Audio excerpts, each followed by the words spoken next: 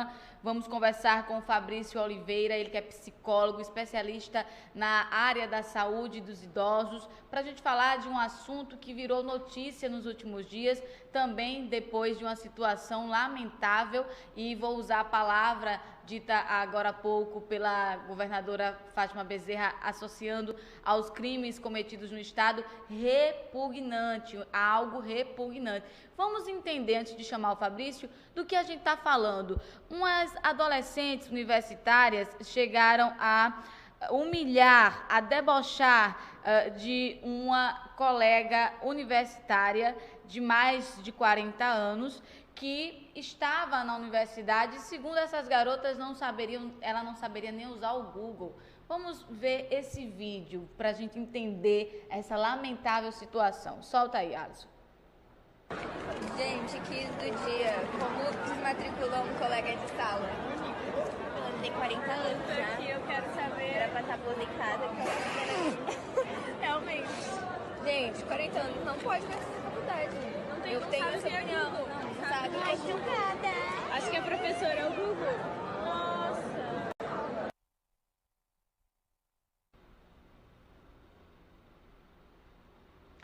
Foram 3 estudantes do curso de biomedicina de uma universidade particular de Bauru, no interior de São Paulo, que debocharam, como a gente já disse aqui, de uma colega de 40 anos de idade, e gerou total indignação nas redes sociais. Que bom, pelo menos, né?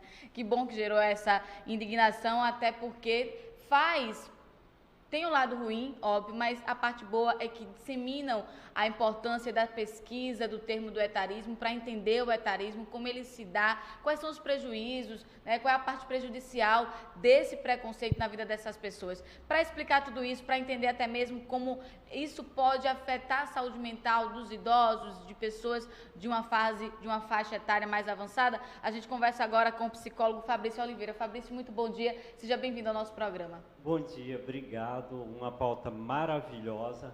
Quanto mais a mídia traz assuntos como esse, mais a mídia está fazendo o papel que era para ser feito com a educação. A educação que tinha que fazer esse papel, né? De incluir nas disciplinas, né, nas escolas, pautas sobre o envelhecimento. Porque essa menina, com certeza, ela não aprendeu desde criança a respeitar a pessoa mais velha. Exato. Né? E eu acredito muito que se muda a personalidade da pessoa, se muda o caráter do ser humano com a educação. Então, se a secretaria, os estados, o MEC, colocar mais pautas sobre o envelhecimento nas escolas, né, idosos indo nas escolas, isso a gente não ia ver frequentemente como está vendo todo dia nesse país, né, no Brasil. O que a gente viu no vídeo, Fabrício, é uma forma de etarismo muito... é violenta, óbvio, mas digamos que existem formas mais graves do etarismo, por exemplo, o abandono, a violência, né? Quantos idosos não passam por esse tipo de violência dentro de casa? Também é uma forma mais grave do etarismo. O etarismo, para quem não sabe, é o preconceito contra os idosos. E só para a gente ter ideia, os idosos correspondem a quase 15% da população brasileira. E nós já temos estatísticas que falam do aumento da longevidade, e ainda assim existe esse preconceito. Ou seja, as pessoas não olham para os mais velhos como uma realidade que será sua, mas como uma repulsa mesmo. Exato. Não quero ser idoso, não gosto de idoso, idoso dá trabalho, idoso é alguém inerte, que não faz nada, que não tem sentimentos. A gente já falou tanto disso aqui, né, Fabrício? Exato. Desse estereótipo que a sociedade ainda aplica à pessoa idosa. Sabe, uma coisa que assusta e que me assustou vendo esse vídeo, que a moça tem 40 e poucos anos. Exato, 40 e poucos anos. Então, mostra que depois dos 30 anos a gente está a mercê de piada, de algum insulto, de alguma coisa, só porque eu passei dos 30 anos. Então isso é muito grave. O que tem que acontecer é comover a sociedade em prol de políticas públicas, de coisas para disseminar esse etarismo. Sim. Porque começa com o etarismo, aí acaba com a velhofobia. Porque ele tem o etarismo, né? O preconceito com a pessoa mais velha. Ele automaticamente ele vai ficando mais velho, ele não vai morrer jovem. Aí, de tudo que ele disseminou de ódio, de raiva e de preconceito com o idoso, vai acabar acontecendo com ele. Aí ele vai tendo a velhofobia, que é o medo de envelhecer. Isso é muito grave, porque tanto afeta a saúde mental, como a saúde social, né? Eu não vou mais naquele lugar porque vão dizer que eu sou uma tia, já passei dos 40. Então isso é muito grave, gente. Vamos se socializar mais, vamos aceitar mais as pessoas. Que bom que estamos vivendo mais, né? Verdade. As pessoas têm que entender que, eu tenho 20 anos. Não, você tem 20 anos e um dia. Todo dia a gente envelhece, né? Eu fiz 48 dia 4 de março. Hoje eu estou com 48 anos e 11 dias. Então, assim, todo dia quando eu olho no espelho para escovar os dentes, eu envelheci mais. E lidar com esse envelhecimento é um processo difícil, principalmente quando a gente vê que a sociedade não está preparada para lidar com ele. A gente até já falou aqui em outras oportunidades, Fabrício, que envelhecer não é algo ruim, não é algo que vai acabar com a sua vida, ou que vai diminuir a sua saúde ativa, a sua vida ativa. Ou seja, você pode envelhecer de forma saudável, ativo, né? Eu queria voltar para a questão do etarismo falando o seguinte: ainda é perceptível o etarismo, inclusive no mercado de trabalho? Por que eu pergunto isso? Porque a gente vê que tem dois lados. Por exemplo, tem o preconceito, o etarismo está presente no discurso que diz: você é muito jovem para ser líder, para ocupar determinado cargo. Do mesmo jeito que o etarismo também está presente naquele que diz: você é muito velho para estar nessa empresa. Já deu tempo de contribuição aqui, você pode ir embora, vou despedir você porque você já trabalhou demais e etc. Não é a pessoa que diz, ou a capacidade da pessoa, é a idade da pessoa que é aplicada a determinado espaço dentro da empresa e do mercado de trabalho. Isso, uma coisa que eu até acredito que você vai lembrar, isso é coisa cultural, sabia? Porque quando eu era criança eu tinha medo do velho do saco. Eu tinha medo do Papa Figo, da velha que sequestrava criança, tudo velho. Tudo velho. Né? Então, os pais, os avós começaram a colocar isso na cabeça das crianças e isso, né, começou a continuar. Então, assim, não existe... Uma cultura mesmo. Uma cultura. Então, isso é do Brasil. Porque o meu mestrado eu fiz em Barcelona, na Espanha. E você acredita que na Espanha tem um projeto maravilhoso que é assim, por exemplo... Eu pego o João, que trabalhou na TV Master e se aposentou. João vai dar palestra na TV Master. Como foi a vida dele nessa empresa? Algumas coisas que ele teve que arrumar naquele momento. Um aprendizado. Então, as empresas pagam para que os idosos vão palestrar nas suas empresas. Olha só que coisa magnífica. Aí, de contrapartida, a gente tem um Brasil que depois dos 40 não trabalha mais, ou não melhor, serve para o mercado. Uma cultura que dita a forma de vida dessa pessoa depois dos 40, o que essa pessoa vai vestir, onde essa pessoa vai trabalhar e se ela vai trabalhar até, né? Porque tem a questão de fechar as portas também do mercado de trabalho para esse público. Se você for ver nas pesquisas, esse levantamento, tem tantos mil desempregados.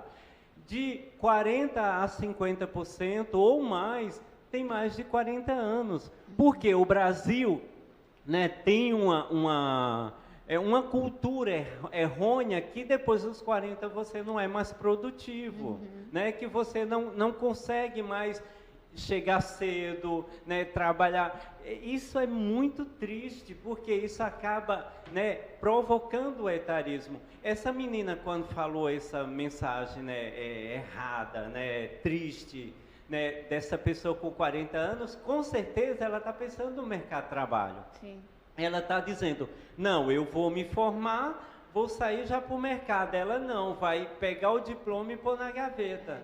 Então isso é muito triste, né? Também perpetuar a ideia de que a pessoa mais velha não é tecnológica, não sabe aprender a mexer com as novas tecnologias, quando a gente sabe que pessoas mais velhas já passaram por vários outros processos tecnológicos, não necessariamente o que mostra o celular ou o microfone da maneira que ele está aqui, mas a gente lembra, por exemplo, você sair de uma máquina de tilografar para um computador é um processo de transformação tecnológica e eles aprenderam, né?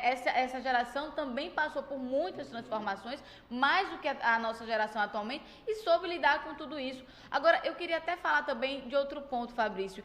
Isso tem gerado, até na geração atual, a ideia de que eu tenho que decidir a minha vida antes dos 30. Eu tenho que ter uma formação profissional antes dos 30, eu não posso mudar a minha vida depois dos 30, cheguei nos 30, é só isso, pronto e acabou-se. Se eu tô casado, eu tô casado, se eu não tô casado, eu não caso mais, se eu tiver filho, eu tenho, se eu não tiver filho, eu não tenho mais. Você não avança, não progride, porque você acha que depois dos 30 é uma linha que não pode ser passada daquilo, que você não pode mudar aquilo, que você não pode transformar, ou seja, não dá oportunidade de viver coisas diferentes à medida que você vai avançando, vai ficando mais velho. A gente tem, por exemplo, o exemplo da modelo, que eu queria até pegar aqui o nome dela, que inclusive ela achou todo mundo, Rosa Salto, isso, que é uma modelo de 71 anos de idade, que está fazendo muito sucesso, ou seja, só se tornou modelo aos 70 anos, e hoje está levando o nome dela para diversas grifes, está fazendo diferente na vida dela. Se ela tivesse parado nos 30 anos, ela não estava hoje modelo. Então, assim, é isso que a gente tem que começar também a bater na tecla e tentar mudar essa concepção, Fabrício. Exatamente. O mercado, ele cobra muito do jovem, né? Ele cobra muito da boniteza, da beleza, e ele exclui pessoas acima dos 40, acima dos 50.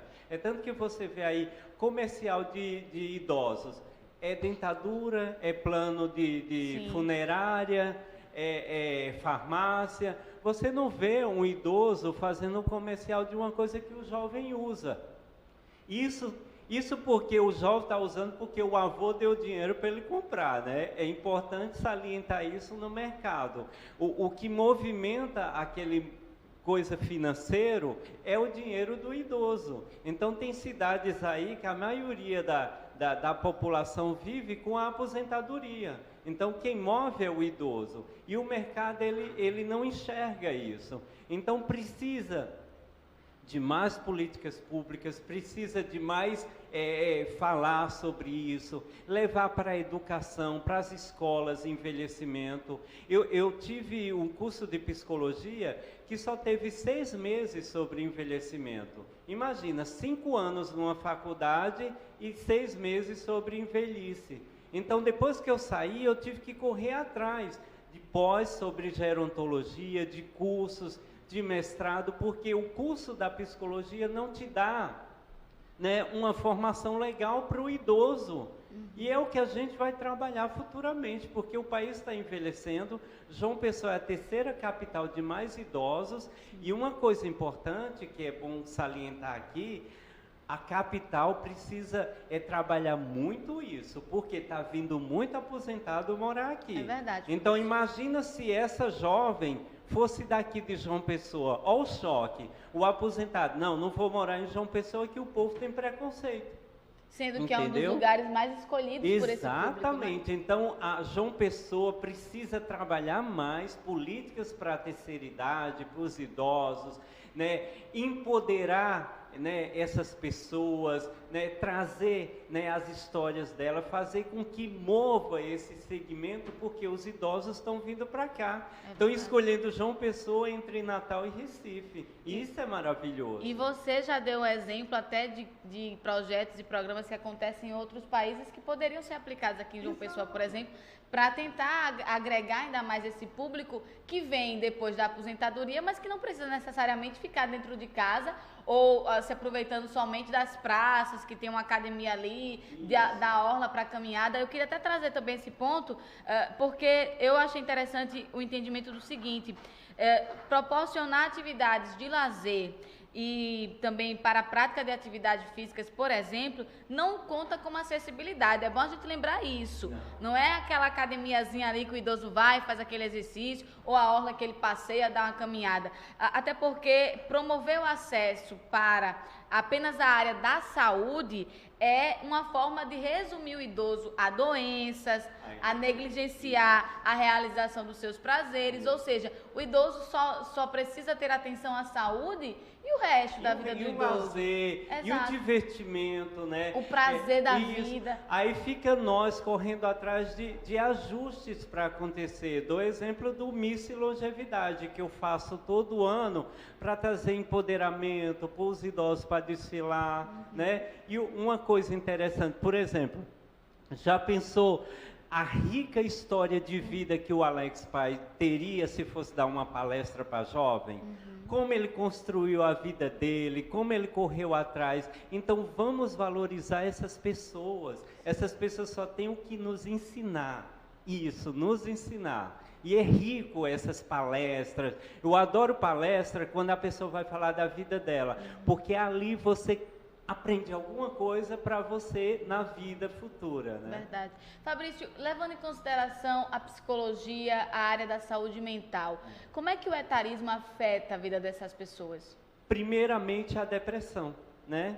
Porque todo dia eu vou estar escutando que eu não presto, que eu sou inútil, que eu não posso. A gente passa a vida inteira escutando não. Aí na velhice vai continuar. Então, primeiro o que atinge a saúde mental nesse sentido do etarismo é a depressão.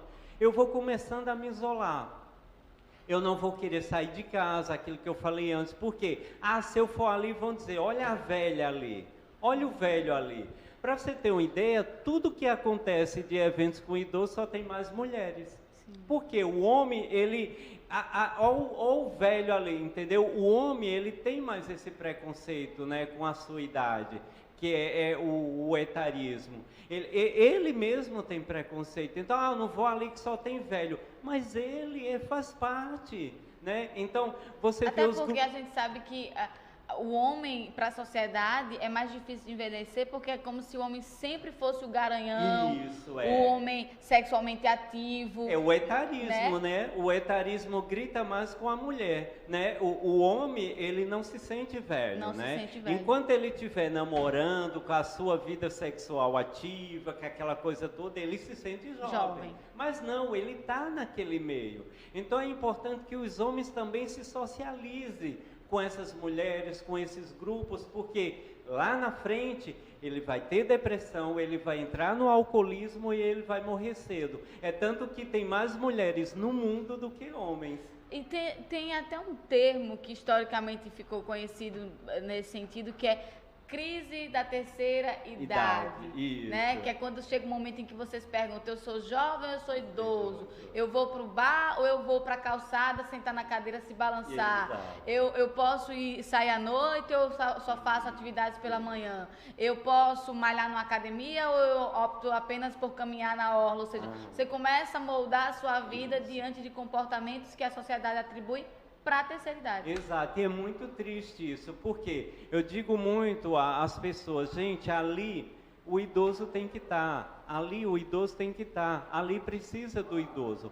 Quando eu vou para algum lugar, primeiro eu olho como o idoso vai entrar naquele lugar, e não o Fabrício, se tem rampa, se tem acessibilidade, né? Ontem eu tive num grande shopping, onde a gente vai fazer o Miss Longevidade 2023. Vai ser em agosto, estou falando aqui de primeira mão. A reunião foi ontem, a gente já fechou o local, né? Vai ser no shopping, dia 27 de agosto. O Miss Longevidade 2023. Então, antes de entrar, eu começo a perceber. E o idoso entrando aqui. Então é isso. Vamos criar mais acessibilidade para que o idoso comece a sentir satisfação de sair de casa e estar ali inserido naquele espaço. A gente tem uma fala até da atriz Cleo Pires, eu não sei se a Alisson consegue mostrar aí pra gente nas imagens. Ela diz o seguinte: melhor ser uma velha tatuada do que amargurada, ao rebater críticas sobre sua aparência. Olha aí a fala da Cleo Pires. Falaram que, e como ela vai ser, como vai ser essa tatuagem dela velha? a gente hoje em dia, sabe o que é isso? É a criação em casa. A gente está criando pessoas, né, esquecendo que elas vão envelhecer, que eu vou envelhecer. Quando a gente vai numa instituição de longa permanência, a maioria foram abandonada pelos filhos. Por quê? Ah, o filho é ruim. Mas o que é que essa mãe ensinou para esse filho, né? O que é que ela ensinou na questão de velhice? O que foi que... Por exemplo, minha mãe sempre falou, cuidado com o velho do saco. Se eu ficasse com isso na cabeça até hoje, eu não trabalhava com idoso. Então, assim, vamos olhar no olhar por dentro. O que é que aconteceu na história daquela família para aquela idosa estar naquela instituição? Ah, o filho é ruim, mas como foi essa criação do filho? O que é que ela ensinou, né, como é que se diz? De coisas boas, importantes, né? Até com outros idosos. Exato. Da família, né? Se brincar, ela até questionava, não vá na sua avó não, que é uma velha chata. Então, então são os valores, né? Eu digo muito, tudo se começa com a criança, com a educação da criança. Vamos em escolas falar sobre envelhecimento, para a gente não ter esses jovens adolescentes falando mal de uma pessoa de 40 anos. Verdade, Fabrício. Queria agradecer a sua participação Obrigado. hoje, falando de um assunto tão importante, principalmente porque não só ganhou mais notoriedade depois do que aconteceu e ficou aí sendo repercutido nas redes sociais do vídeo dessas universitárias, lamentável, inclusive, que eu também até queria só finalizar trazendo aí uma questão que eu sempre bato nessa tecla também, do quanto tem me assustado as pessoas se acharem no direito de escancararem o seu preconceito.